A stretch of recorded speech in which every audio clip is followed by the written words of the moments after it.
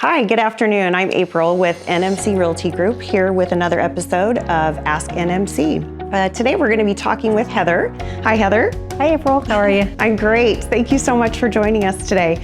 Our topic today is we're going to be discussing the difference between an option fee and your earnest money.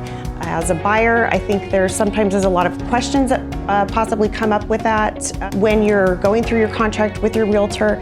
And today we're going to be talking with Heather a little bit more about that. And so take it away, Heather. Good afternoon. My name is Heather Hearn. I'm with NMC Realty Group. April, thank you for asking.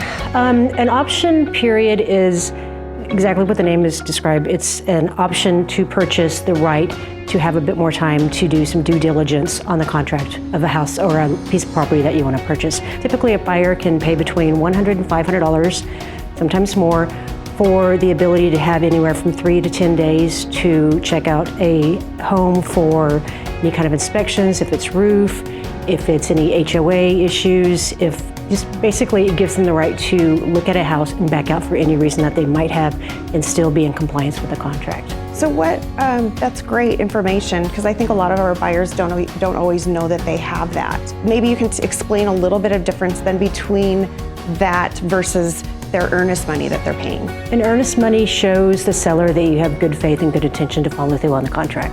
It's totally different than the option period. The option period is, like I said, just the ability to step away from the contract. The earnest money, if you are in a multiple situation offer, is going to show this seller that, yes, I'm very interested in buying this property and I've got some skin in the game and I want this property. Two totally different things. Right.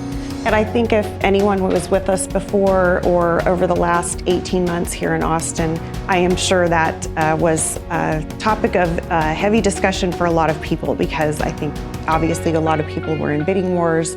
So maybe you can talk to that. There were a lot of buyers agents that were trying to get their buyers into a better position by scrapping option periods altogether. TREC actually came down and said, no, we don't think that's a great idea, because it puts actually both buyer and seller at a chance of liability, because if people didn't have time to actually look through a house or look through the inspection report, if there was a pre-inspection report, they are going into a house where there could be issues that they didn't know about. So TREC really came down and started to say, we do not think this is a good idea to skip option. The option period is a benefit for both the buyer and the seller. And the buyer obviously wants the longest option period possible. The seller obviously wants the shortest one, so that they know that they are now in a pending contract. And that's where negotiation comes through, and that's where a good realtor can help with negotiations. Fabulous. I really appreciate having Heather here today. Thank you again for joining us. If you do have any questions about option fee or earnest money, reach out to us at info@nmcrealty.com or comment here, and stay tuned for our next episode.